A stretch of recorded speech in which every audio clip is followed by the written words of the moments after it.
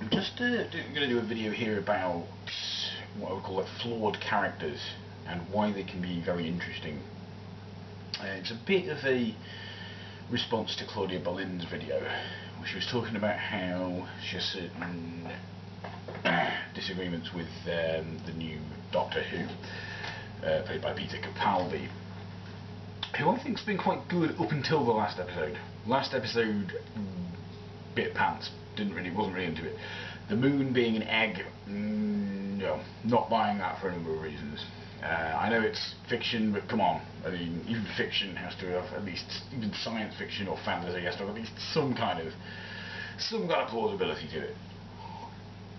So, yeah, she was saying that she sometimes finds Peter Capaldi's Doctor unlikable, or that he seems kind of unkind or whatever. I mean, this always gets me thinking about Blake 7, which I always think of as being the first science fiction, either TV series or movie, in this case a TV series. It was the first sort of big science fiction thing, or space adventure type thing, should we say, to have really flawed characters. To have characters that you might not actually like, characters who were not especially virtuous.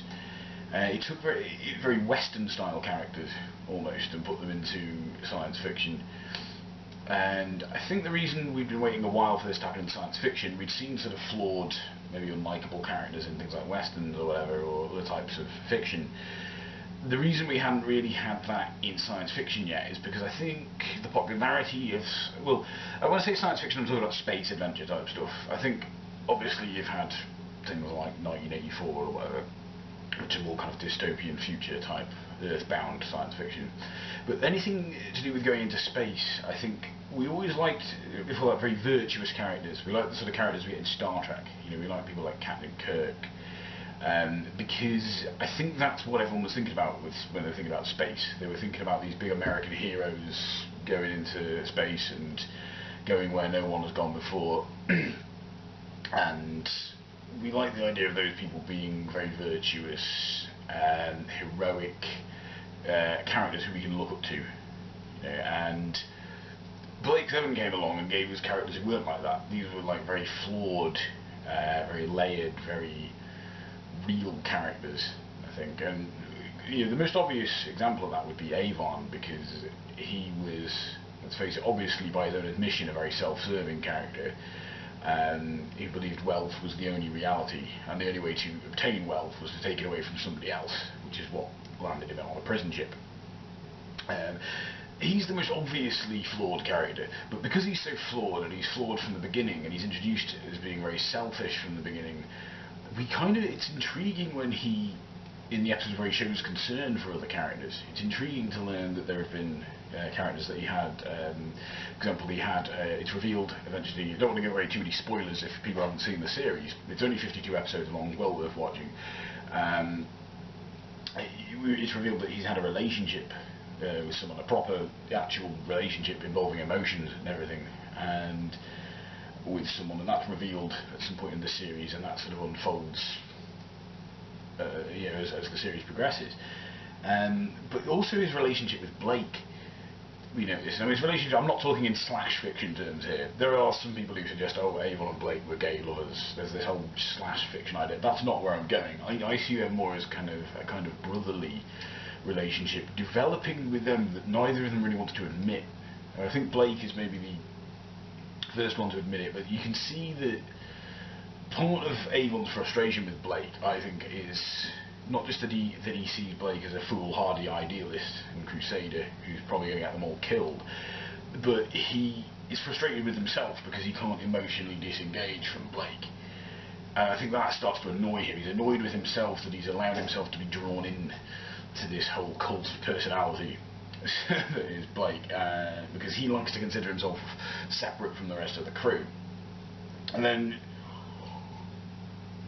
of course, you've got Villa, who again is introduced, I think, is our kind of way into the audience. It's the audience gateway into the show. He's like an audience surrogate, because most of us would probably feel like he does if we were in that situation. We'd be terrified. They keep calling him a coward, but really he's this ordinary guy who's terrified of what's going on around him and wants to keep away from any danger. We also learn as well he's very light-fingered, which is what's landed him on a prison ship. And being a thief, Avon despises him. Avon despises Villa because he sees him. I think there's a certain amount of classism. Avon is an alpha grade, which is the sort of the equivalent of being upper class in this futuristic society, and Villa is a delta grade. He's also called a grade 4 ignorant at one point, which meaning he is lower class. He's also the only male character who's referred to by his forename, which I think is an indicator that he is a lower class than the rest of the crew. And I think that the funny thing is, Avon and Villa have a lot more in common than either of them would care to admit, because they're both essentially thieves. The difference is Avon is a computer hacker kind of thief, whereas Villa is somewhat more a petty thief. He's the sort of guy who'd pick your pocket. So he's an interesting character again because he's very flawed. He's a thief. We don't like thieves, but at the same time we kind of relate to him because he seems very scared. Although it's revealed as he's also thought of as being cowardly and stupid, tends to be the way the crew think of him. But it's revealed as the series develops, and I don't want to give too many spoilers away. He's not as stupid as he looks. And this starts to become clear. He's more trying to act stupid to try to avoid people volunteering him for dangerous jobs, and also not necessarily as cowardly as he seems. You know, when push comes to shove, it is revealed Villa can tap into some kind of inner bravery. So we can kind of like these characters because they sort of, although they're very selfish and everything, they do redeem themselves at times. And it's that which makes them interesting. I think if they were always virtuous, we might get an interesting story out of that. I don't know if it would be interesting in the same way though. It wouldn't be character driven, because Blake 7 to me was all about characters. That's the strongest thing it had. I love the show, but the thing that frustrates me so much about it is the continuity errors. There's so many continuity errors. I'm not going to slag it off for its special effects. The special effects were good for the time. Considering the budget and the technology of the time, they were good. I'm not someone who gets all snitty about special effects. I think it's really silly to do that. But that's the thing, I think it was very character driven, and whatever flaws it had, whatever ridiculous scientific ideas, I've actually been involved in arguments about how galactic minefields work. By the way, I regret nothing. Despite all these scientific gaffes that are quite common with science fiction, and all this, all the continuity errors that it's notorious for, you can't fault the characters. The characters were brilliantly written, and they're what carry it through. And that's what's great about it. And even if it wasn't a science fiction show, I think it'd still be brilliant. We'd still have brilliant characters. But I think with Avon and Villa being like the most obviously interestingly flawed characters, I think we tend to forget about the other ones. Like Blake is set up, I think, in the first season as being kind of the hero, the Crusader character, but he actually, certainly on rewatching the series anyway, I've noticed there is a kind of an undeniable fanaticism to Blake, and you know, and it's clear that he's not just, to me anyway, he's not just a freedom fighter, he's a terrorist. He has a lot of things in common with famous terrorists. He's very irrational, and he's not above bullying people either. He can be very aggressive with people if they aren't doing what he wants. And of course he has good intentions, I think. I think he wants to destroy the totalitarian regime that is the Federation. What becomes alarming, certainly in the second season, I think, and I don't want to give too many spoilers away, is he seems to be willing to stop at nothing by this point to do so, and that's quite frightening. That's what's quite alarming. I don't want to give away too much about the season, but I think Blake is actually potentially as interesting, if not arguably even more interesting a character than Avon or Villa. It's not as obvious. I think it comes to rewatching that Blake actually has a kind of dark side to him, which we don't see because we see him as this bold crusader.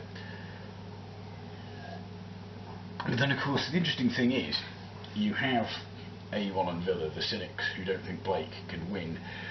Then you have Callie and Gan, who are both very loyal to Blake. Callie is very like Blake. She's a freedom fighter. She was also exiled from her home planet, just like he was. Of course, Gan is very sort of stalwart and true. There's some interesting fan fictions about maybe him actually having been some kind of possible murderer, rapist, based on certain things in the series. They're very intriguing fan fictions, but they're not canon. Gan, as presented, is, I think, just a very pure of heart kind of guy. I think that's all Gan is supposed to be. He's supposed to be the truly loyal guy. Unfortunately, his character suffered from not getting enough screen time, which is a shame. I think that's one of the reasons David Jackson became frustrated with playing the role.